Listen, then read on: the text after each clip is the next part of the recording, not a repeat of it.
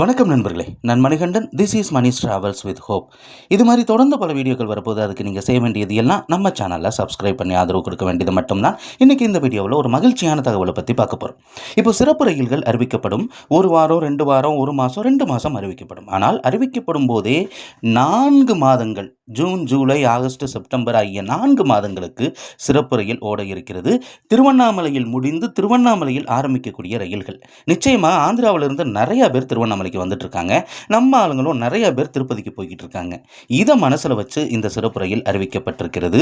June மாதம் 4ஆம் தேதியில் இருந்து செப்டம்பர் மாதம் இருக்கக்கூடிய எல்லா வியாழக்கிழமைகளிலையும் இந்த சிறப்பு ரயில் இயங்கும். மாலை 5:50 மணிக்கு ஹைதராபாத்தில் இருக்கக்கூடிய சார்லப்பள்ளி முனையத்தில் இருந்து புறப்படக்கூடிய ரயில் ட்ரெயின் நம்பர் 7001 அப்படிங்கிற நம்பரில் இந்த ரயிலானது புறப்பட்டு அங்கே இருந்து ஓங்கோல் வழியாகத்தான் இயங்குது. ரேணிகுண்டா, திருப்பதி, காட்பாடி, வேலூர் கண்டோன்மெண்ட் வழியாக மறுநாள் மதியானம் பிற்பகல் 1:30 மணிக்கு இந்த ரயிலானது திருவண்ணாமலைக்கு வரும். இதில் 4 அன்ரிசர்வ்டு பெட்டிகள் இருக்கிறது.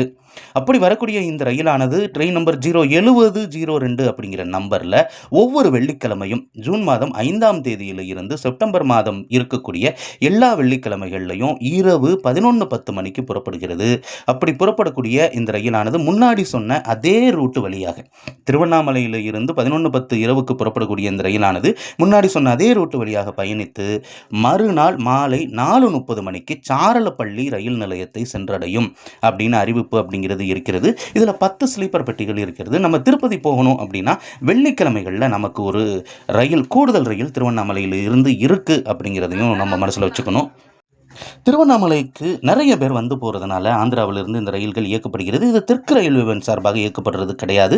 தென் மத்திய ரயில்வேவின் சார்பாக இயக்கப்படக்கூடிய ரயில். அதே மாதிரி தான் திருச்செந்தூருக்கும் நிறைய பேர் வந்து போய்கிட்டு இருக்காங்க. ஆனால் அங்கே இந்த மாதிரி சிறப்பு ரயில்கள் இயக்கப்படுகிறதா அப்படின்னு கேட்டால் அது கேள்விக்குறி தான். எப்படி இருந்தாலும் 4 மாதங்கள் இந்த சிறப்பு ரயில் ஓட இருக்கிறது. தேவைப்படும் பட்சத்தில் இது நிரந்தர ரயிலாக மாறுவதற்கான வாய்ப்பும் நிச்சயமாக இருக்கிறது. அடுத்த ஒரு வீடியோவில் பார்ப்போம். அது வரைக்கும் நன்றி, வணக்கம் நண்பர்களே.